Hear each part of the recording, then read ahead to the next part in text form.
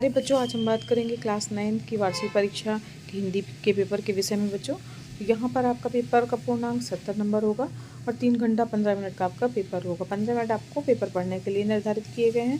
पहला जो खंड होगा वो आपका बहुविकल्पी प्रश्नों का होगा। ये सभी प्रश्न जो आपके स्क्रीन के सामने दिख रहे हैं, इन सभी को अच्छे से तैयार कर लीजिएगा बच्चों। ये सभी प्रश्न जो हैं आपके लिए महत्वपूर्ण प्रश्न हैं और इन सभी प्रश्नों का उत्तर जो है आपको OMR शीट में देना होगा बच्चों। और इसके लिए जो है काले कलर या नीले कलर के डार्ट पेन का प्रयोग आप कर सकते हैं। जो भी उत्तर सही होगा उसका गोला काला करना होगा आपको। इस प्रकार से ये सभी 20 प्रश्न आप अच्छे से तैयार कर लीजिएगा। चलिए आगे बढ़ते हैं खंड बा की ओर, जो कि आपका वर्णनात्मक प्रश्नों का है। और यहाँ पर जो है गद्यांश पर आधारित प्रश्न के उत्तर रहेंगे। तो यहाँ पर पहले आपको गद्यांश पढ़ना है और उसके बाद उसके उत्तर, जो प्रश्न के उत्तर पूछे गए हैं वो आपको लिखने होंगे। इसमें अथवा आपको दिया गया है, जो भी आपको अच्छे से बन रहा हो बच्चों उसे आप अटेम्प्ट कीजिएगा। दूसरा प्रश्न जो रहेगा वो पद्यांश पर आधारित प्रश्न रहेंगे। तो यहाँ पर पद्यांश को पढ़ना है, उससे संबंधित प्रश्नों के उत्तर हैं।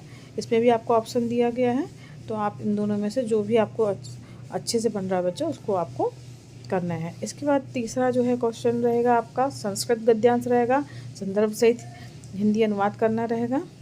इसी तरीके से इसमें भी आपको अथवा मिलेगा और इस संस्कृत का पद्यांश भी रहेगा और उसका संदर्भ सहित हिंदी अनुवाद करना होगा। नेक्स्ट क्वेश्चन जो आपका रहेगा बच्चों वो लक्ष्मी का स्वागत अथवा सीमा रेखा एकांकी कला वस्तु संक्षेप में लिखने के लिए आया है, तो आप उसको लिख सकते हैं। छठवां क्वेश्चन जो रहेगा वो किसी एक का जीवन परिचय देते हुए उनकी किन्हीं 2 रचनाओं का नाम लिखने के लिए है, तो उसको आप अटेम्प्ट कर सकते हैं। इसमें 3 आपको ऑप्शन दिए गए, कोई भी एक आपको लिखना होगा। इसी तरह कवि के लिए भी है और यहाँ पर कवि दिए गए हैं और उसमें जो है आपको उसमें से 3 में से कोई भी एक विकल्प चुनते हुए उनका जीवन परिचय लिखना होगा। पाठ्य पुस्तक से याद किया हुआ कोई एक श्लोक लिखना होगा जो इस पेपर में नहीं आया है। किन्हीं भी 2 प्रश्नों के उत्तर जो है आपको संस्कृत में लिखने होंगे।